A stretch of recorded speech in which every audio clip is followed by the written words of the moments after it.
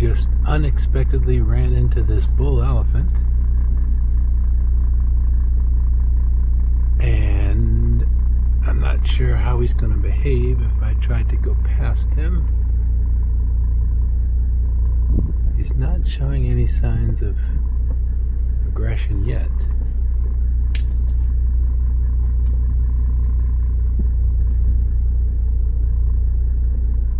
Shall we risk it?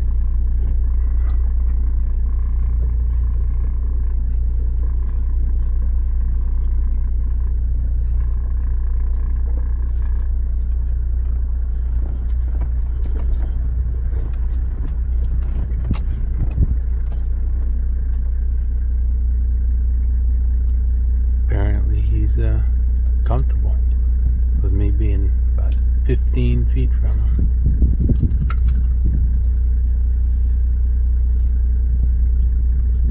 Alright. I'm going to let you eat those stems in peace. Cheers.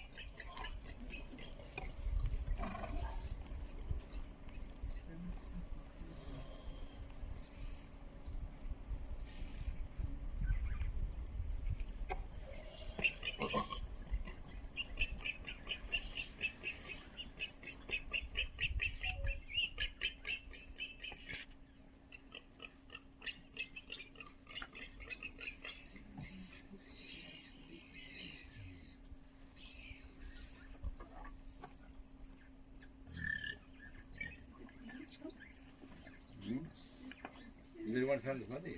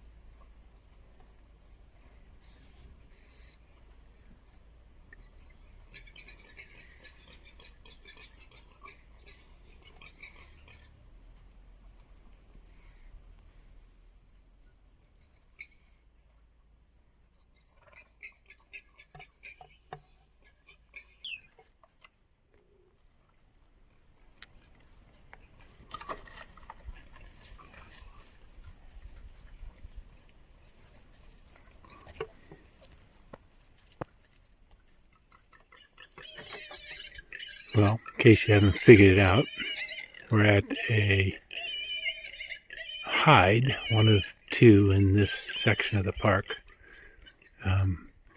both overlooking water holes, or what are supposed to be water holes, but both of them are dry. The other one, in fact, was so dry there were no animals at it. This one is actually a really cool spot. You can see how the drainage drops off over those rocks and would make a nice pool at the bottom, and there's just a mud hole right now. So there's still a surprising number of animals here, given that there's no actual surface water. It's funny, the warthogs are essentially digging boreholes, no pun intended. And I'm not quite sure if they're getting down to water or if they're just foraging for whatever might be buried in the sand there. But watching these warthogs is something. There's one dominant one that just chases everybody when they get near to him. I think it's the guy that just went into the mud hole there. But you got a buffalo in the back. We've got Nyala. They keep trying to come in, but they're so gentle, these Nyala, that as long as those warthogs are in there, especially that mean guy, I don't think they're getting near that mud. And the same is true for the zebra, really. They seem to back off, defer to the warthog. So as long as those warthogs are there, I don't know that anybody else is going to get near the mud. Yeah, I don't know. They must be just like sucking water out of the mud when they do get there. There's Nyala below me. This hide is really cool because it sits up here on this kind of cliff overlooking the water hole. So if this had water in it, there's a male Nyala right here. If this water hole did have water, which apparently it did like 2 or 3 weeks ago, this would be a spectacular spot.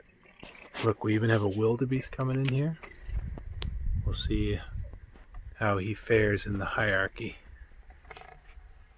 See how he competes with that buffalo. Looks like the buffalo displaced the warthog. Makes sense. Okay, wildebeest, let's see what you can do.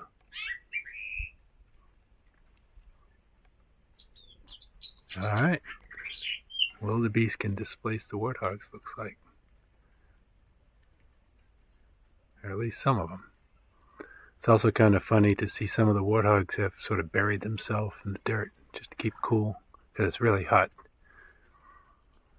Apparently, they haven't had any moisture here since May, so things are really bone dry. So none of the pans, none of these water holes hold any water right now. The only water left around is in the river. And unfortunately, in this park, you get almost no access to the river. There's a couple little viewpoints where you get down and see one little spot, but there's no roads right along the river.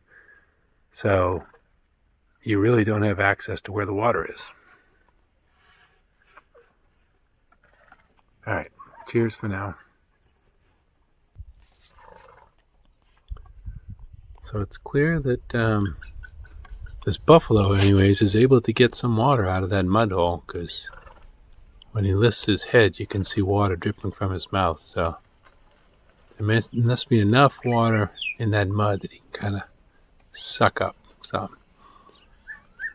But given that that's the only point where it seems like anybody can get any water, I'm not sure how any of the other animals that are lower down on the in the hierarchy here, down its hierarchy, are going to get any water. The zebras certainly can't seem to make their way in. The warthogs chased them off. The wildebeest gave up. None of the Nyala have been able to get in. The impala haven't come in. So pretty much it's the buffalo when he wants a drink and the warthogs. That's about it. Everybody else is shit out of luck. And the sad thing is, these animals have probably been used to coming to this water hole, over the course of the year, for years. And now they get here in these last couple weeks, and essentially there's no water. It's got to be very stressful. And that there's essentially no other water nearby. And from here, it's a fairly long distance to the river. So it's got to be a tough time right now for these animals. Not only that, but they've burnt just about 90% of this park, at least the part that I've driven through. So there's almost no forage on the ground for these animals. There's still leaves on the bushes for browsing animals, but almost no ground forage for the grazers. So that's got to make it also really difficult. And that, of course, is just poor habitat management by the park to burn everything all at once. It would have been much wiser to burn segments, at monthly intervals or even at yearly intervals, so there's always some live forage for them. But as far as I can tell, they burnt almost everything that would burn. And because they haven't had rains, nothing has come back green. So, interesting.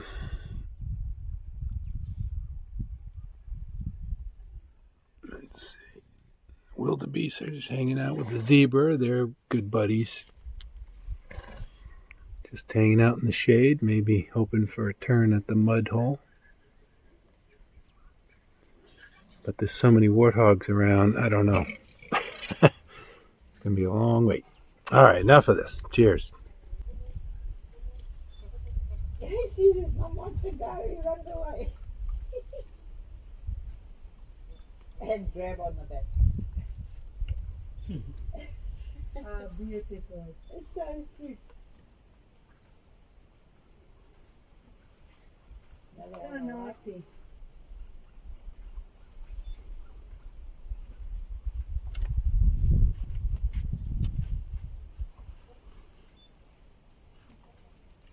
Brother and sister. Two more. Mm-hmm.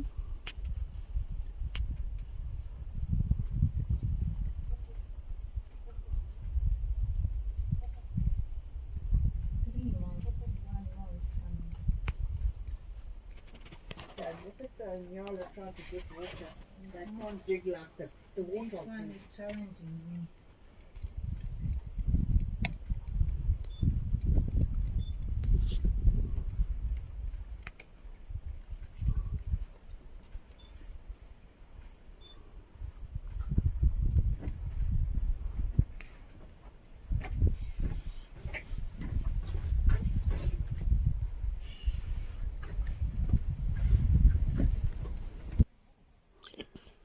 Okay, well, obviously I'm still at the water hole. And that was a group of 4 South Africans that you were hearing. Well, this troop of baboons has come into the water hole. These guys are sitting right below the hide.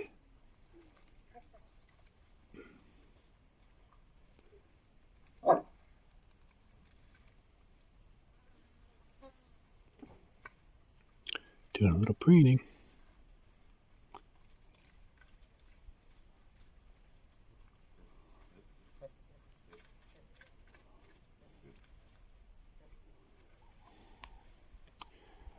Still got to give these Nyala a chance to come in and get a drink, especially those young ones.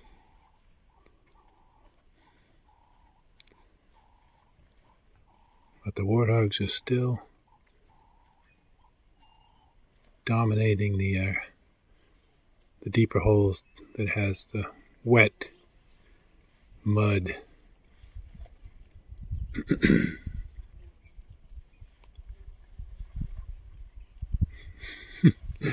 This guy is just rolling around in the wettest part of the hole. All right, I think I'm gonna leave this water hole. So we'll see you when I see you. Bye. Okay, look what I found.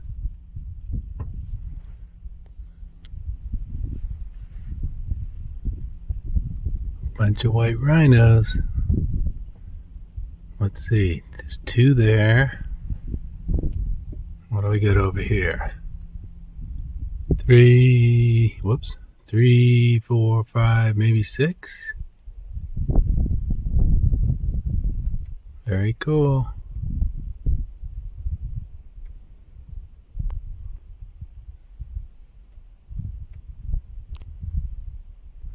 More to come. One thing I just noticed about all of these rhinos is they've been dehorned. All of their horns have been kind of cut off close to the base. And obviously this is to avoid poaching. Poachers would not go after these animals if they don't have horns.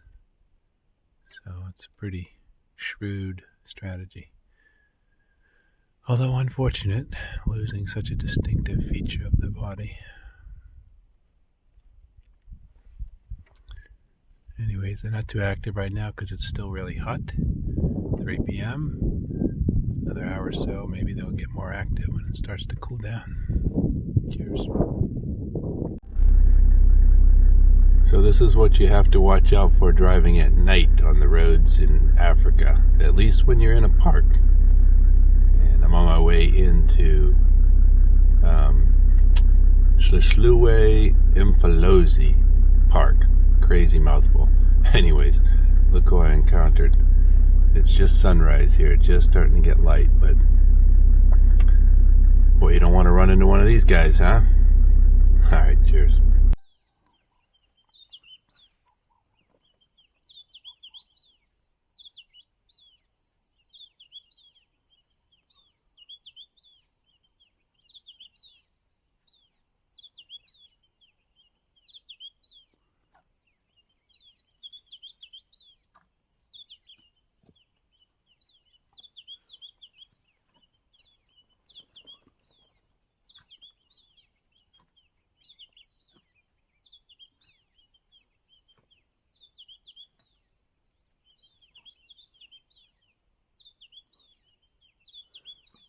I don't know if you can hear this white rhino chomping. It's amazing how loud he is when he's grinding the grass. This is another dehorned white rhino.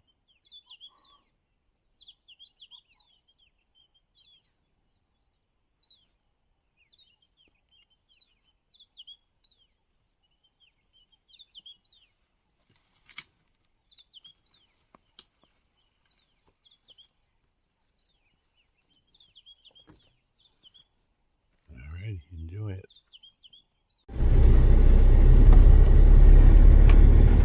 Another road obstacle.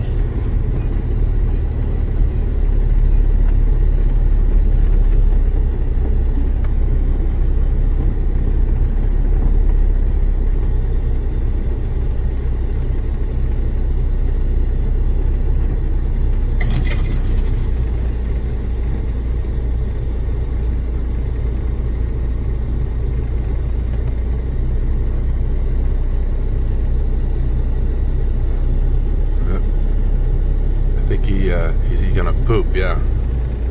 This is one of the many rhino dung middens you find along the roads where they come back to these same spots. It's kind of a territorial marking thing that they do, and these middens can get really quite big. We'll see how big this one is when we get up to it. So you just saw him defecate and then use his hind legs to like scratch material back into the midden.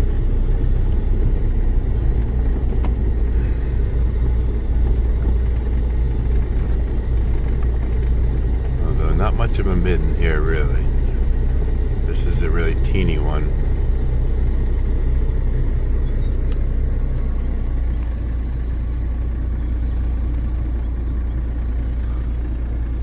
But you can see, several rhinos have defecated here.